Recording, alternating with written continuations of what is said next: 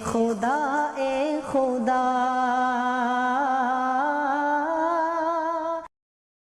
अब मैं बग़ैर किसी तकल्लुफ़ और तमहीद के हज़रत मुफ्ती महमूद साहब बारडोली दामद बरकातुहूम को उस्ताद हदीस दारुल उलूम डाभिल के उनसे मैं गुजारिश करूँगा कि मौक़े की मुनासबत से हमने जो मज़मून तय किया था जंग आज़ादी में मुसलमानों का किरदार और कुर्बानी, उस पर रोशनी डालें।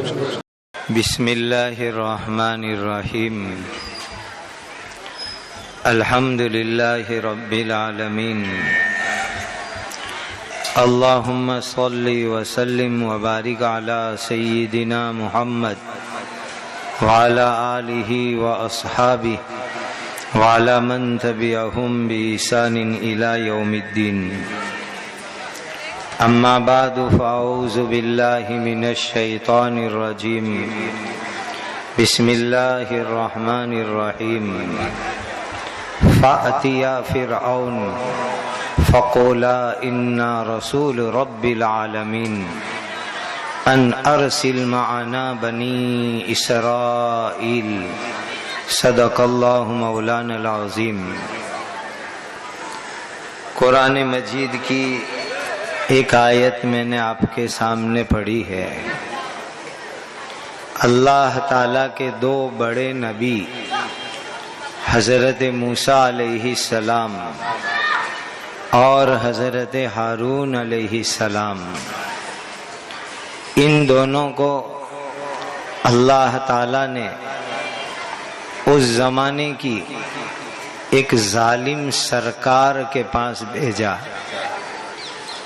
जो सरकार, जो गवर्नमेंट बहुत जुल्म कर रही थी, और वो उस ज़माने में इजिप्ट, जिसको हम मिस्र कहते हैं, वहाँ की जालिम हुकूमत और उस हुकूमत का जालिम बादशाह जो फ़िरऔन का लक़ब रखता था, उसके पास अल्लाह ताला ने अपने इन दोनों नबियों को भेजा। कुरान में कई जगहों पर ये किस्सा अल्लाह ने बयान फरमाया। जब हज़रत मूसा और हारून को अल्लाह ने भेजा तो अल्लाह ताला खुद फरमाते हैं, फ़अतिया फ़िरऔन, हारून मूसा दोनों फ़िरौन के पास जाओ। फ़क़ूला इन्ना रसूल रब्बिल आलमीन, अपना तारुफ कराओ, पहचान कराओ कि हम तमाम जगत, तमाम आलम के रब अल्लाह के भेजे हुए रसूल है। अपनी पहचान कराने के बाद सबसे पहले फ़िरौन से आज़ादी का मुतालबा करना। अन अरसिल माना बनी इसराईल। बनु इसराईल मिस्र में गुलाम थे। इजिप्शियन गवर्नमेंट ने, मिस्री हुकूमत ने उनको गुलाम बना के रखा था। अल्लाह के दोनों नबियों को अल्लाह ताला ने बाकायदा भेजा कि जाकर के आज़ादी का मुतालबा करो। आज़ादी मांगी जाती है, मांगने से ना मिले तो भारत की आज़ादी के एक बहुत बड़े मुजाहिद मौलाना सैयद मोहम्मद अनवर शाह साहब कश्मीरी रहमतुल्लाह अलैह के बकौल आज़ादी छीन के भी ली जाती है, जबरदस्ती ली जाती है, ताकत के जोर पर भी ली जाती है। तो कहा जाओ फ़िरौन से आज़ादी मांगो कि हमें गुलाम तूने बनाया है, आज़ाद करो। इस कुरान के वाक़ये से हमें पता चलता है जालिमों से आज़ादी मांगना, जालिमों से आज़ादी छीन लेना, ये दीन का काम है, ये नबियों का काम है, ये अल्लाह के रसूल और पैगंबरों का काम है। पैगंबर, रसूल, प्रॉफेट, नबी, इश्दूत इस जगत में आते हैं जुल्म को खत्म करने के लिए, जुल्म के खिलाफ आवाज उठाने के लिए। भारत देश जब अंग्रेजों की गुलामी में था, हमारे बुजुर्गों ने, उलमाए किराम ने, अकाबिरीन ने अंग्रेजों की से मुल्क को आजाद कराने की आवाज लगाई। सिर्फ आवाज नहीं लगाई, जान की कुर्बानी दी। कफन सर पे बांधा, खून की नदियां बहाई, अंग्रेजों की गोलियां खाई, लाठियां खाई, लेकिन मुल्क की आजादी का नारा लगाया। और 1757 ईस्वी से ये भारत की आजादी के मुजाहिदीन का काफिला चला। 1947 में 200 साल तकरीबन कुर्बानी देकर के मुल्क को आजाद करा के वो रहे, आजाद करा के दम लिया। 200 साल के अरसे में हजारों ने, लाखों लोगों ने जान की कुर्बानी दी। जानी कुर्बानी मुसलमानों ने बहुत ज्यादा दी। लाखों मुसलमान भारत की आजादी के लिए जान की कुर्बानी देने वाले हुए। हजारों मुसलमानों ने अंग्रेजों की जेल की सजाएं भुगती और तकरीबन 200 साल की मुसलसल मेहनत, कोशिश, कुर्बानियों के बाद इस मुल्क को आजाद कराया। कितनी अच्छी बात कही, जब पड़ा वक्त गुलिस्तां पर तो खून हमने दिया। गुलिस्तां बाग को कहते हैं। हमारा मुल्क एक बागीचा है, खूबसूरत बागीचा है। जब पड़ा वक्त गुलिस्तां पर तो खून हमने दिया, जब बाहर आई तो कहते हैं कि तेरा काम नहीं। भाइयों, अपना इतिहास, अपनी हिस्ट्री, अपनी तारीख जानो, मालूम करो। जो कौम अपना इतिहास, अपनी तारीख, अपनी हिस्ट्री को जानती है, जुड़ी रहती है, वो कौम की हैसियत से दुनिया में बाकी रहती है।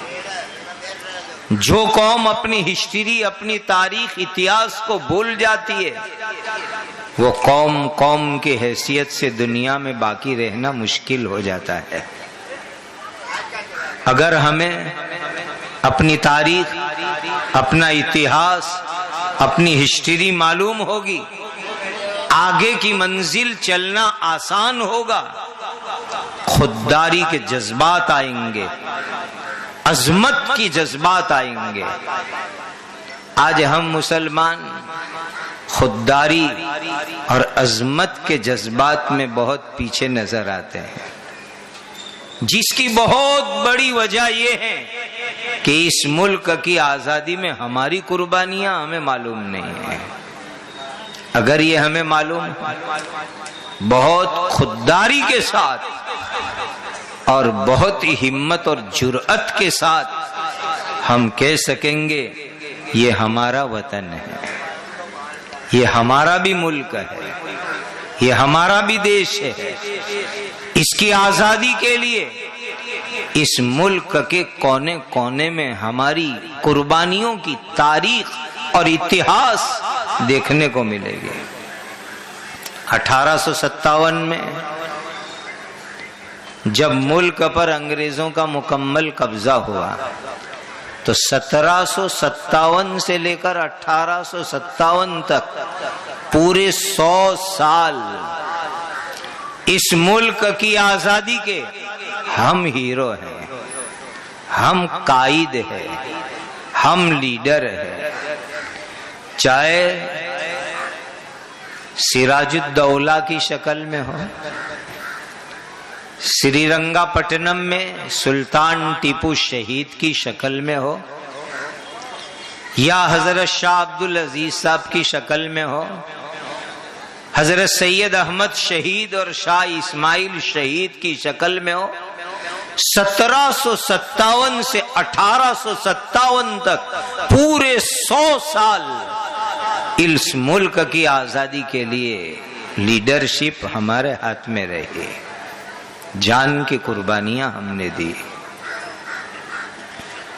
उसके बाद हमने दूसरे बिरादरान वतन, हमारे देशवासी भाइयों के साथ मिलके आजादी की मंजिल की तरफ कदम आगे बढ़ाया। आखिरी साल, जिन आखिरी सालों में मुल्क की आजादी हुई, उसमें भी हर मौके के ऊपर कुर्बानी देने में हम आगे आगे रहे। 1915 ईस्वी में रेशमी रुमाल मूवमेंट चरवड़ हुई। ये रेशमी रुमाल मूवमेंट जब हुई तो उसको चलाने वाले हजरत शेखुल हिंद मौलाना महमूद हसन देवबंदी रहमतुल्लाह अलैह थे।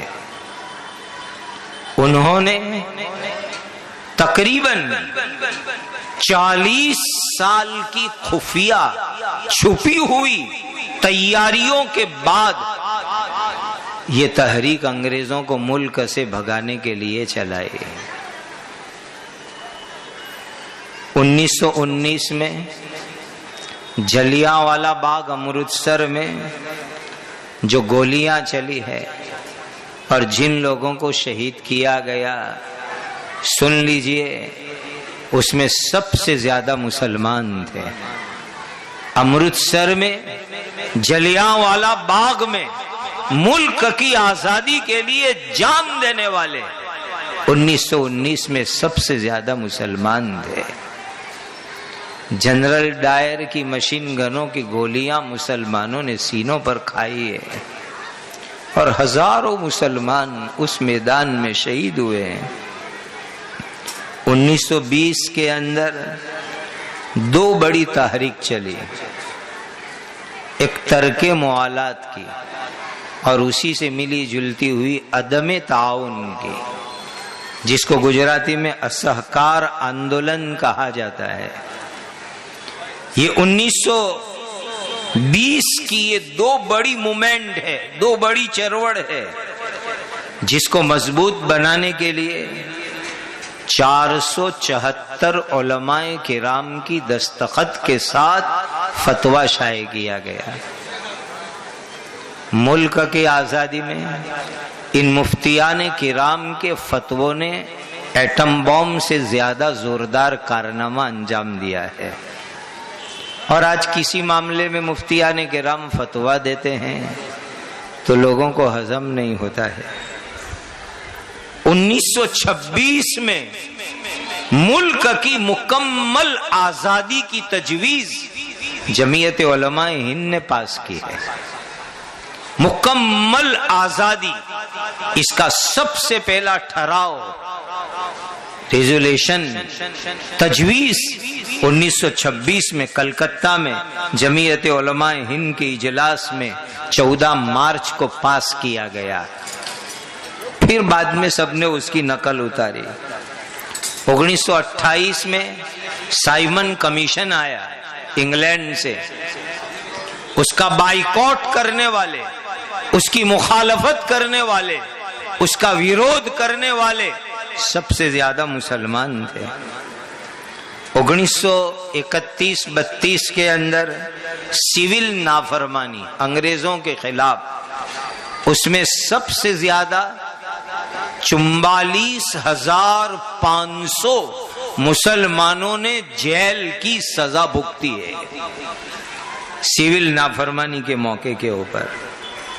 इस दरमियान आज मैं बहुत फख्र से आपको सुनाऊं कि सुभाष चंद्र बोस की जब तहरीक चली, उस मौके के ऊपर भी नेताजी की चरवड़ में सबसे ज्यादा मुसलमानों ने हिस्सा लिया, माल की कुर्बानी दी।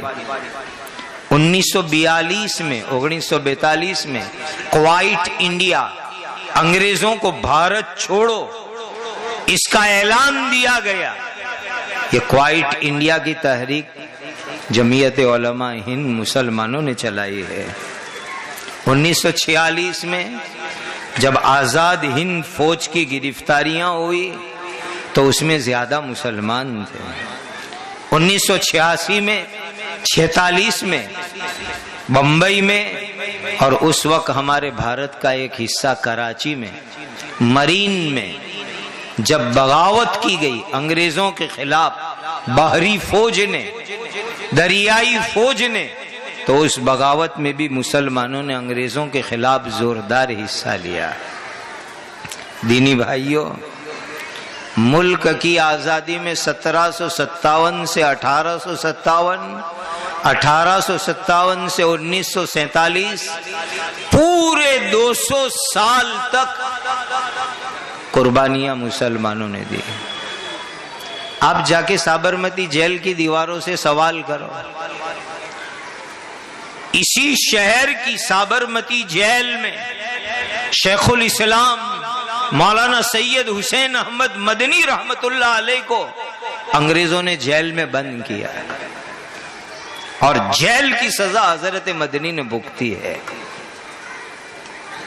और 1866 ईस्वी में दारुल देवबंद कायम हुआ। 1857 में जब हमने हथियारों के जरिए अंग्रेजों के खिलाफ लड़ाई लड़ी, कुछ गद्दारों की वजह से उसमें नाकामी हुई, 5 लाख मुसलमान शहीद हुए। 1857 में 5 लाख मुसलमान और 55,000 उलमाए किराम को फांसी पर लटकाया गया था 1857 में। उसके बाद 1866 में दारुल देवबंद की बुनियाद रखी गई। बहुत बड़ा मकसद ये था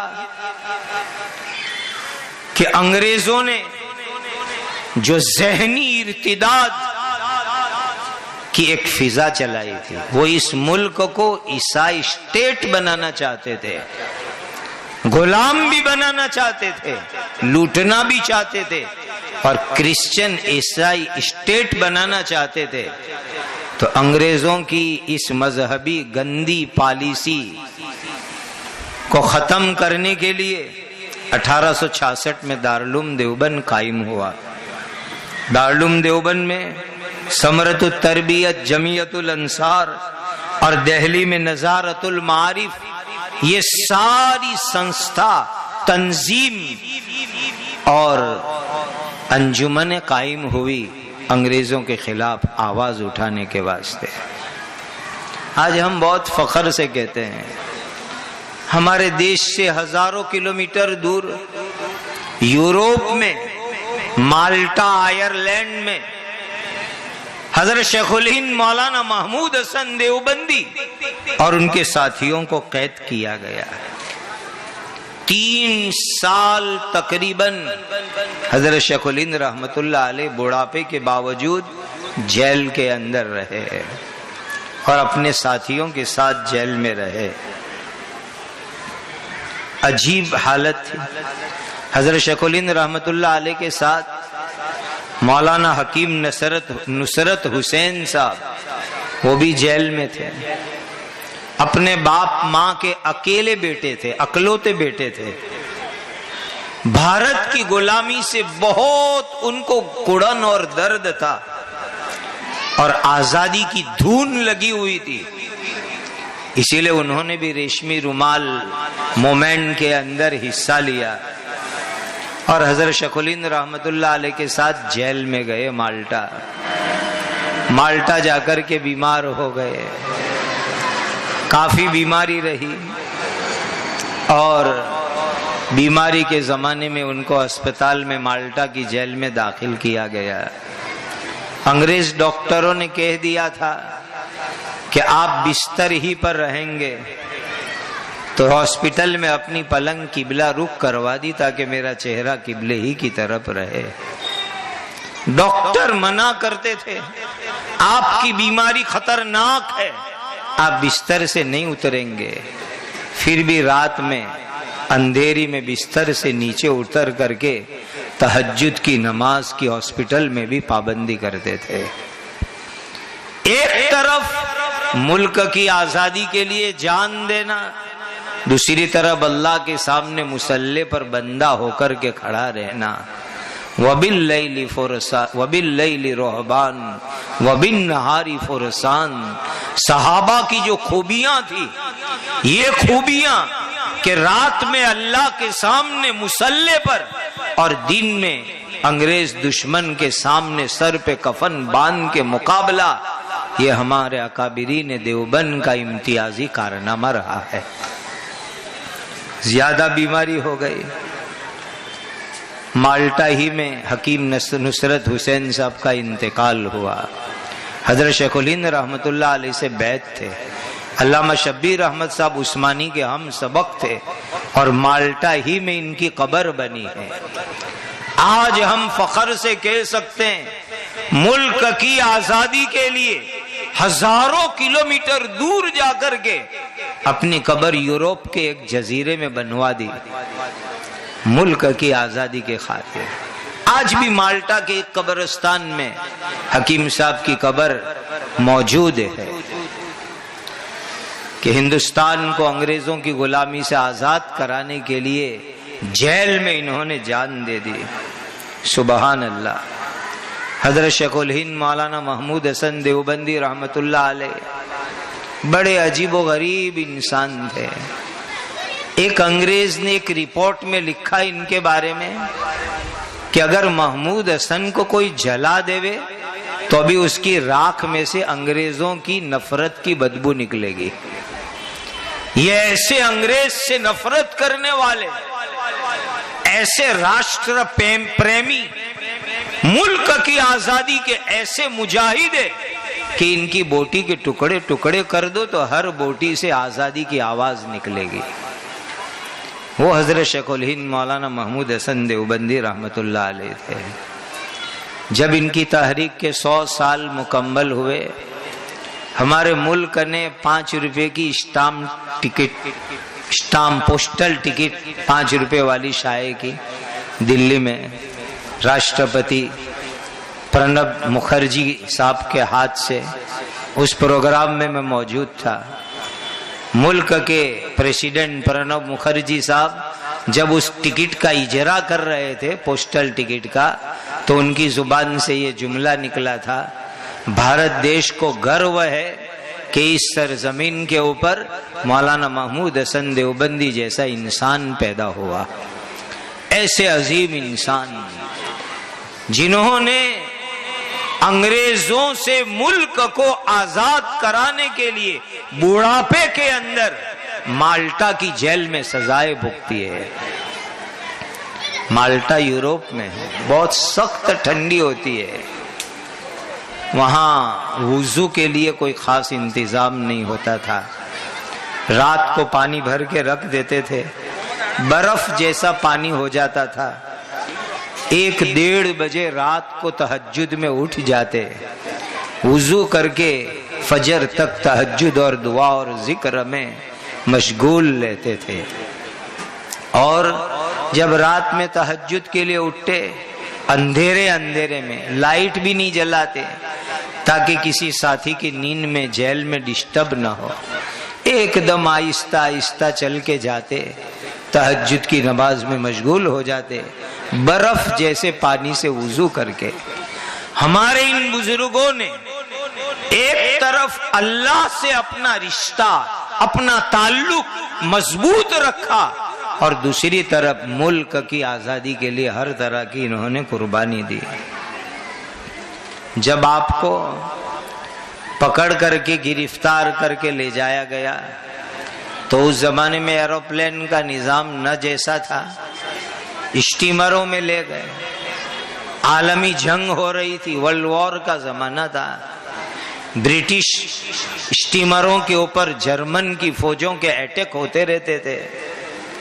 ऐसे इमरजेंसी हालात में भी जब इनको बोट में सवार करके ले गए, हजरत शेखुल इस्लाम मौलाना मदनी लिखते हैं, अंग्रेज फौज का गिरफ्तार करना, पकड़ के ले जाना, जेल में बंद करना, लेकिन कभी हमने हजरत शेखुल हिंद के चेहरे के ऊपर खौफ और घबराहट नहीं देखी। पूरे इत्मीनान के साथ, पूरी हिम्मत के साथ, पूरे हौसले के साथ हजरत पूरे जेल के जमाने के अंदर रहे। ऐसी हिम्मत, ऐसी जुर्रत, ऐसा इत्मीनान हजरत शेखुल इस्लाम मदनी रहमतुल्लाह अलैह लिखते हैं कि हजरत शेखुल हिंद की बरकत से हम सब को भी वो इत्मीनान की कैफियत नसीब होती थी। वो जानते थे कि अगर इस मुल्क की आजादी, अंग्रेज हुकूमत के खात्मे के लिए हमारी जान चली गई तो शहादत का मर्तबा है, शहादत का रुतबा है। इस कदर हिम्मत के साथ इन्होंने जेल के अय्याम गुजारे।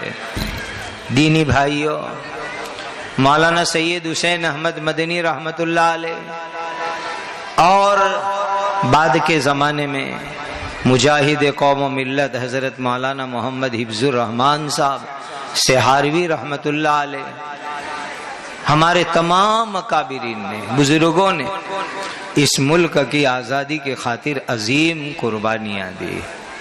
आज बहुत बड़ा शिकवा हमें दूसरों से नहीं है, हमें अपने मुसलमानों से है। हमारे औलमा, हमारे मुस्लिम टीचर्स, हमारे मुस्लिम प्रोफेसर्स, हमारे मुसलमान advocates, higher education, middle education, lower education, जिस तरह भी हम लोग ताल्लुक रखते हो, हमें मुसलमानों की हिस्ट्री पढ़ने की और बोलने की जरूरत है, ताकि आज के हालात में हम पूरी हिम्मत के साथ कह सके कि इस मुल्क की आजादी में हमने जान दी, कुर्बानियां दी। हमको यहाँ किराएदार और भाड़ूत नहीं रहते हैं, ये मुल्क हमारा भी है और हमने हर तरह कुर्बानी देकर इस मुल्क को आजाद कराया है। इसको पढ़ो, उसका वांचन करो, उसकी स्टडी करो, ये आज के हालात की बहुत बड़ी जरूरत है। दीनी भाइयों, हमारे बुजुर्गों ने तो बड़ी बड़ी ऑफरों को ठुकराया है। बहुत से लोग अंग्रेजों के पैसे लेकर के बिक जाते थे। मुल्क की गद्दारी की इन्होंने आजादी में, लेकिन ये उलमाए किराम, मौलाना हजरात, इन्होंने कभी पैसे, ओहदे, एवॉर्ड, किसी चीज के बदले में मुल्क की आजादी के साथ सौदा नहीं किया। बल्कि आज जो लोग हमको कहते हैं कि मुसलमान पाकिस्तान जावे, हम साफ कहते हैं हमने पाकिस्तान मांगा नहीं था। जमीयत उलमाए हिंद, दारुल देवबंद, हमारे बुजुर्गों का ये मौकिफ था, ये स्टैंड था, हमें पाकिस्तान नहीं चाहिए। मुल्क की तकसीम, मुल्क के भागले और हिस्से बने, हमारे अकाबिरीन विरोधी थे, मुखालिफ थे।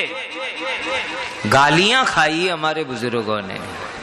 मौलाना सैयद हुसैन अहमद मदनी रहमतुल्लाह अलैह को लोगों ने शेखुल इस्लाम के बजाय शेखुल असनाम कहा है।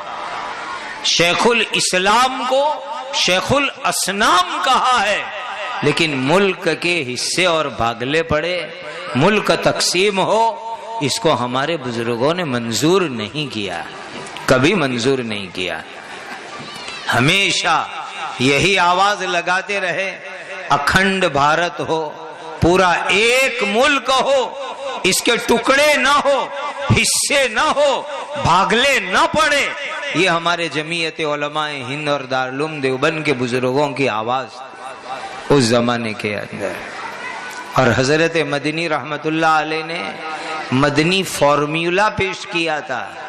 अगर उस मदनी फॉर्मूले को मंजूर कर दिया जाता तो हमारे भारत देश का नक्शा कुछ और होता, शक्ल इज्जत कुछ और होती, और ज्यादा खूबसूरती होती। आज के हालात में हम सिर्फ मुसलमानों के लिए हुकूक नहीं मांगते, हमारी आवाज है। दस्तूर ने, बंधारण ने, कॉन्स्टिट्यूशन ने जो राइट्स जिस कौम को, जिस तबके को दिए हैं, वो सबको वो राइट्स, वो हुकूक मिलने चाहिए। और सब लोग कौमी एकता के साथ, कौमी यकजहती के साथ, कौमी इत्तेहाद के साथ मुल्क की प्रगति और तरक्की की कोशिश करें। मुल्क के जो मसाइल और प्रॉब्लम्स हैं उसको सॉल्व और हल करने की कोशिश करें, तो हम बहुत फख्र से पूरी दुनिया के सामने कहेंगे, सारे जहां से अच्छा हिंदुस्तान हमारा, हम बुलबुले हैं उसकी, वो गुलसिता हमारा। बहुत हमारे बुजुर्गों ने गालियां खाकर हजरत मदनी रहमतुल्लाह अलैह की तौहीन हुई है, लेकिन हजरत ने सारी गुस्ताखियां बर्दाश्त करके कहा कि नहीं, पाकिस्तान नहीं बनना चाहिए, मुल्क एक रहना चाहिए, तकसीम नहीं होनी चाहिए, भागले नहीं पड़ने चाहिए। लेकिन आखिर में मौलाना सैयद अबुल कलाम आजाद रहमतुल्लाह अलैह लिखते, हजरत की वो बुक पढ़ो, इंडिया विंस फ्रीडम, इंग्लिश में हजरत ने लिखी, बाद में उर्दू में उसका तर्जुमा हुआ। पढ़ोगे तो पता चलेगा कि तकसीम और भागले के जिम्मेदार कौन लोग थे। शायद अगर उस किताब को पढ़ोगे तो आज जिनको आजादी के हीरो समझे जाते हैं, उन्हीं के नाम तकसीम के अंदर और भागले के अंदर मदद करने में आपको पढ़ने को मिलेंगे। हमारे बुजुर्गों ने इसको गवारा नहीं किया था। आज भारत देश गांधी जी को महात्मा और फादर ऑफ नेशन, राष्ट्रपिता कहते हैं। मालूम है आपको तारीख, इतिहास? ये तो साउथ अफ्रीका में बैरिस्टरी करते थे, इंडिया आए, वहां से बैरिस्टरी करके तो महात्मा का लक़ब ये मौलाना अब्दुल बारी फिरंगी महल्ली ने दिया है। महात्मा का लक़ब मौलाना अब्दुल बारी फिरंगी महल्ली ने दिया है। और जमीयत उलमाए हिंद ने अपने फंड से गांधी जी को पूरे मुल्क का सफर करवाया। फिदाए कौम व मिल्लत हजरत मौलाना सैयद असद मदनी रहमतुल्लाह अलैह की जुबान से मैंने सामने बैठकर सुना। जमीयत उलमा के फंड से गांधी जी को पूरे मुल्क का सफर करवाया और जमीयत ने लोगों को कहा, ये मुल्क की आजादी के लिए इनको हम अपना बड़ा बनाते हैं। तो महात्मा गांधी जी को महात्मा गांधी बनाने वाले मुसलमान थे, मौलाना अब्दुल बारी फिरंगी थे। ये हमारी कुर्बानी। आपके यहाँ आश्रम है जहां से महात्मा गांधी जी ने डांडी यात्रा की थी, अहमदाबाद से लेकर के डांडी। जब डांडी यात्रा हुई गांधी जी की, अंग्रेजों के नमक के टैक्स के कानून के खिलाफ, बहुत शोहरत हुई वो डांडी यात्रा की।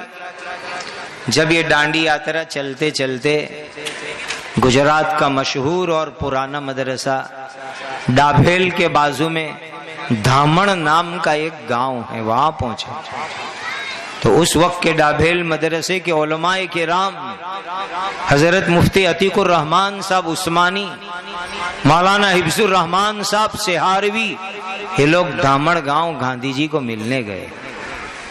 और इमामुल मुहद्दिसीन हजरत अल्लामा सैयद मोहम्मद अनवर शाह साहब कश्मीरी रहमतुल्लाह अलैह ने एक मजमून तैयार किया कि इस्लाम मजहब में भी नमक के ऊपर टैक्स लगाना जायज नहीं है। वो मजमून गांधी जी को पेश किया हदीस की रोशनी में। तो दूसरे दिन धामण से आगे नवसारी शहर पहुंचकर दुधिया तड़ाव मैदान के शाम के प्रोग्राम में महात्मा गांधी जी ने अलल ऐलान कहा कि डाभेल मदरसे से मौलाना लोगों ने पैगंबर साहब की हदीस जो मुझे लिखकर भेजी, इससे मेरी ये डांडी यात्रा को एक नई ताकत मिली है, नई जान मिली है, मजबूती मिली है, एक हौसला मिला है, एक हिम्मत मिली है। और फिर डांडी तक और फिर आगे धरासणा सत्याग्रह में डाभेल मदरसे के उलमा और मदरसे के पढ़ने वाले स्टूडेंट, तालिबे इल्म सब गांधी जी के साथ शरीक रहे। और ये बात हम हमारी उर्दू किताबों के रेफरेंस से नहीं कहता हूं, गुजरात सरकार की छापी हुई बुक डांडी यात्रा, उसके अंदर सफा 264 से लेकर 6 सफे में इसका तस्किरा गुजरात गवर्नमेंट की छापी हुई चौपड़ी में मौजूद है। वशहीद शाहिदुम मिन अहलिहा। वल्लभ भाई पटेल हमारे देश के पहले गृह मंत्री, जब वल्लभ भाई पटेल ने करमसद से बारडोली आकर के अंग्रेजों के खिलाफ चरवड़ चलाई, अंग्रेजों ने खेडूतों के ऊपर टैक्स डाला था और जो किसान टैक्स नहीं भरते थे उनकी जमीन को एक्वायर करके नीलाम कर देते थे, हराजी कर देते थे। उस वक्त जामिया डाभेल से एक फतवा गया। फतवा पूछने वाले मुस्तफ्ती हमारे यहाँ के पटेल हिंदू लोग थे। उन्होंने सवाल लिखा और मुफ्ती अतीकुर रहमान साहब ने, मौलाना हिफ्जुर रहमान साहब ने जवाब लिखा। और उस जमाने में वो फतवा लाखों की तादाद में शाये हुआ अंग्रेजों के खिलाफ कि अंग्रेज लोग भारतीय खेडूतों की जमीन जब्त करके नीलाम करते हैं, उसकी खरीदारी किसी मुसलमान के लिए जायज नहीं है, हराम। ये फतवे ने अंग्रेजों की दुनिया में आग लगा दी, हलचल मचा दी। और सूरत में अनवर प्रेस से वो फतवा शाये हुआ था, अनवर प्रेस को बैन किया, सील लगा दी और उसके मालिकों को जेल की सजा की और मुफ्ती साहब के खिलाफ भी वारंट जारी हुआ। वल्लभ भाई पटेल कहा करते थे, मेरे सत्याग्रह में ताकत आई है डाभेल मदरसे के मुफ्तियों के फतवे की ताकत से। ये वल्लभ भाई पटेल की चरवड़ में हमारे उलमा और मुफ्तियान किराम ने ताकत दी है। दीनी भाइयों, रिसर्च का मैदान बहुत बड़ा है। मैं आपको दावत देता हूँ, वांचन करो, पढ़ो, देखो हमारे बुजुर्गों ने इस मुल्क के लिए कैसी कैसी कुर्बानियां दी। मिनल मुमिनीन रिजालुन सदक़ू मा आहदुल्लाह अलैहि फमिनहुम मन क़दा नहबा व मिनहुम मन यंतज़िर। किसी शायर के खूबसूरत शिकवे पर मैं अपनी बात मुकम्मल करता हूँ। पत्ता पत्ता बूटा बूटा हाल हमारा जाने हैं, पत्ता पत्ता बूटा बूटा हाल हमारा जाने हैं, जाने न जाने गुल ही न जाने बाग तो सारा जाने हैं। आज हमें अपने इतिहास को पढ़ने की जरूरत है। अल्लाह ताला इस सुफ़ा स्कूल और उसके कामों को बेइंतहा कबूल फरमावे। हज़रत मुफ्ती अब्दुल क़य्यूम साहब की उम्र में खूब बरकत अता फरमाए। इनके ज़रिए जितने दीनी मिल्ली काम हो रहे हैं, अल्लाह उसे दिन दुगनी रात चुगनी तरक्की अता फरमाए। व आखिरु दावाना अनिल हम्दुलिल्लाहि रब्बिल आलमीन।